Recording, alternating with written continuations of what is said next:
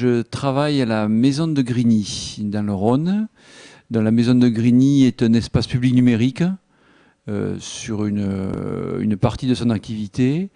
Mais plus globalement, on est une structure qui accompagne les usages du numérique en direction des publics les plus éloignés. Et je veux dire que notre cœur de métier, en gros, c'est l'animation sociale.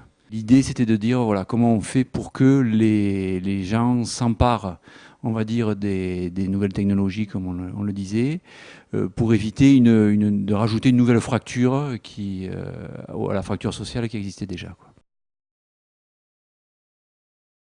Il y a un enjeu de citoyenneté quand même.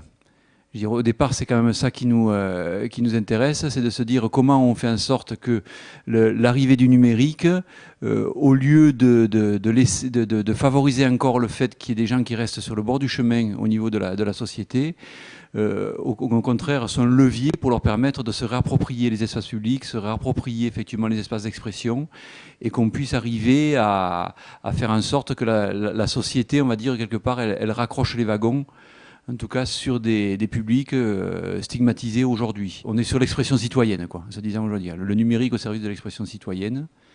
Comment ce numérique-là, il permet à des habitants de s'approprier à la fois leur territoire et à la fois effectivement le débat politique et citoyen. Aujourd'hui, on peut se dire qu'il y a quand même une question d'accès au droit. Nous, la citoyenneté, on l'aborde sur trois points, quoi. Il y a l'accès aux droits fondamentaux. Et aujourd'hui, effectivement, avec l'administration en ligne, avec tout ce qui est en train de se développer, la dématérialisation, on va dire, des services publics notamment, on arrive avec des inégalités, des inéquités, si on veut être plus large, mais on ne permet pas aux gens d'exercer leur citoyenneté dans toutes ces dimensions. Il y a la question, effectivement, de la vie quotidienne, de pouvoir gérer les démarches de la vie quotidienne. Là, on parle encore effectivement un peu d'administration, mais de démarches administratives, mais aussi, je veux dire, ne serait-ce que les billets de train, voilà, enfin, en gros, tout ce qui est en route aujourd'hui. Et ensuite, après, il y a tout le volet, effectivement, expression citoyenne. C'est-à-dire comment je m'implique dans la vie de la cité, comment je peux à la fois contribuer à de la démocratie participative, ou des démarches de démocratie participative qui sont mises en place par les élus, et à la fois comment je peux investir, ou en tout cas contribuer ou participer à développer des espaces d'expression citoyenne, où là c'est comment le numérique au service effectivement d'une politique, d'une dynamique territoriale, d'une dynamique de pair à pair, où les gens y reconstruisent du sens, y reconstruisent du collectif. Donc ça c'est la citoyenneté, en tout cas au niveau de la maison, on la décline en gros sur ces trois axes-là. Et le numérique là-dedans, effectivement, est transversal. Il ne réinvente pas tout, mais en tout cas, il réinterroge tout ça, et ça réinterroge le positionnement à la fois des décideurs, des politiques, des porteurs de projets. Et plus globalement, après, nous, on rajoute la dimension des éducateurs au sens large, quoi. Sur le territoire de Grigny, on a eu l'avantage, parce que ça reste quand même notre territoire d'attache, d'avoir une municipalité qui est très active, en tout cas un maire qui était très actif et innovateur sur la question de la démocratie participative et on va dire, l'implication des citoyens, puisqu'il c'était un des premiers, je crois, en France, à mettre en place le budget participatif. Donc il y avait cette volonté-là. Et donc du coup, naturellement, on s'est posé la question de comment on pouvait impliquer les citoyens dans ces démarches-là. Puisque quand même, quand on regarde un peu les chiffres, on s'aperçoit que dans une dynamique de démocratie participative, on sait que globalement, s'il y a 8% ou 10% de la population qui participe, c'est déjà énorme. Donc le numérique peut en amener un peu plus, mais globalement, il ne fera pas tout. Donc c'est pas non plus, on va dire quelque part, l'outil miraculeux qui va régler tous ces problèmes de participation. Donc on a testé, nous, une plateforme on a appelé ça Kikalu. Kikalu, voilà, et en fait, l'idée c'était de créer le territoire virtuel, en se disant, voilà, bon, si on veut faire rapide, c'était un portail de blog, en gros, où qu'on mettait à disposition. Et en fait, on s'est aperçu que s'il n'y avait pas une dynamique de territoire, d'appropriation, de présentiel et de projet, je veux dire, le numérique, je veux dire, il se plantait entre guillemets comme d'autres démarches ont pu échouer sur le territoire à partir du moment où on n'implique pas les gens avant, où le sens commun n'est pas construit et qu'il y a un vrai travail pédagogique de proximité à faire. C'est peut-être encore une dynamique à retrouver en se disant il faut qu'on soit dans la proximité pour arriver à impliquer dans le local. Et après, le numérique, il vient en support, voilà, il apporte une plus-value extraterritoriale peut-être, à certains moments, pas forcément territoriale, mais voilà. Quand on est venu nous solliciter sur des projets, on a toujours dit le numérique, c'est qu'un outil.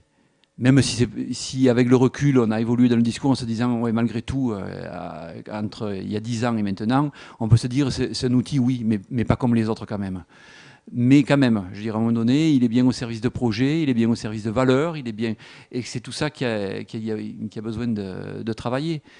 Et que la réflexion qu'il y a aujourd'hui sur l'évolution des métiers comme les nôtres, je dirais, elle interpelle ça, en se disant, soit on continue à dire que c'est un outil et qu'il faut que des spécialistes pour s'en occuper, ou soit on se dit c'est une mission effectivement d'intérêt général, et c'est une mission voilà, publique, que de faire en sorte que les gens s'approprient, les professionnels et les habitants s'approprient les enjeux du numérique.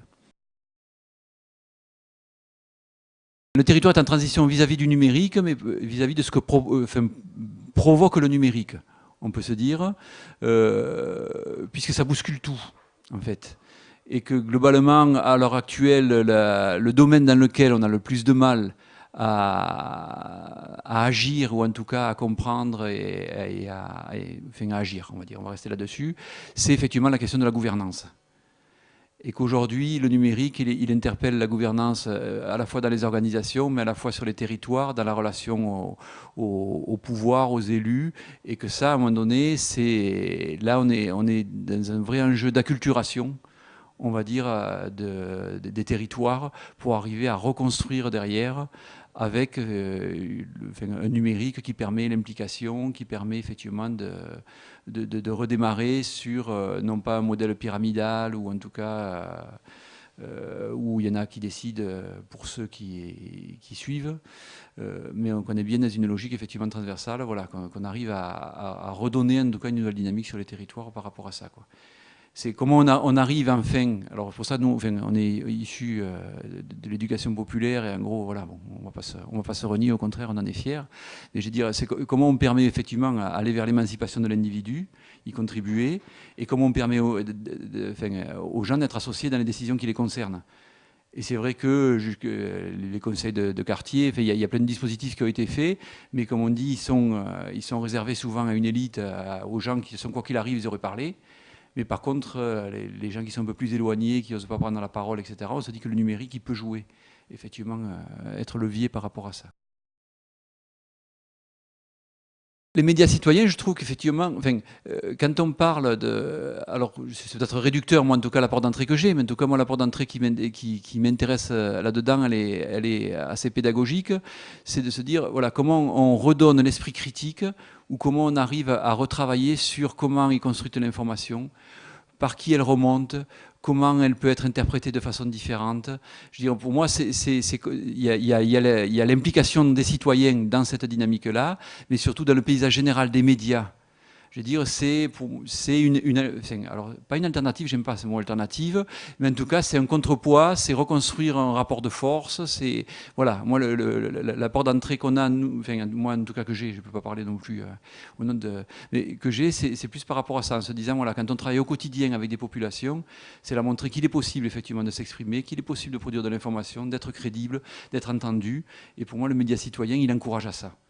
Et c'est aussi l'idée de pouvoir faire en sorte peut-être de faire travailler aussi des professionnels quand même du journalisme à un certain niveau, avec des habitants qui ont des choses à dire, avec des territoires, et d'arriver à remailler un peu cette, on va dire, cette dynamique d'information de proximité et de construction du sens, quoi. Pour moi, l'avènement du journalisme citoyen, effectivement, c'est avec le numérique. C'est vrai qu'on se prend, enfin, je dirais quelque part, les modèles établis se prennent de plein fouet qu'à un moment donné, il y ait des gens qui ne soient pas professionnels, qui soient dans la proximité, voilà, qui puissent informer, puissent donner des avis, des opinions. Mais comme on est déjà, enfin, comme on est déjà quand même globalement dans des médias qui, à mon sens, sont déjà dévoyés, eux, leur mission première, et sont devenus, au lieu d'être de l'information, dans de l'opinion, etc. Je dis, on assiste à un joyeux mélange, là, et je pense que petit à petit, on va arriver, effectivement, à refaire un peu à remettre de l'ordre dans le paysage, en tout cas le rendre lisible. C'est pas de l'ordre, c'est le rendre lisible, parce que je pense que chacun a ses missions, et que un des enjeux, quand même, c'est quand même que les citoyens reprennent la parole. Et je pense que le journalisme citoyen, c'est un levier par rapport à ça, quoi. C'est important qu'ils reprennent la parole, qu'ils puissent s'exprimer, qu'ils puissent construire, qu'ils puissent innover. Et voilà, c'est un des leviers. Et donc, pour le moment, on est encore dans une période où, de toute façon, enfin, c'est le numérique, quoi. De toute façon, on oppose les choses. Quand quelque chose sort, il faut le mettre en opposition à autre chose. Donc, le professionnel, l'amateur, voilà. Et donc, voilà. Donc, on va laisser passer, on va dire, l'orage. Mais en attendant, c'est quand même, moi, à mon sens, un mouvement de fond qui est en train de se mettre en place. Il y a des choses qui se construisent et voilà. Et nous, on va continuer à les appuyer pour que le sens se construise à tous les étages.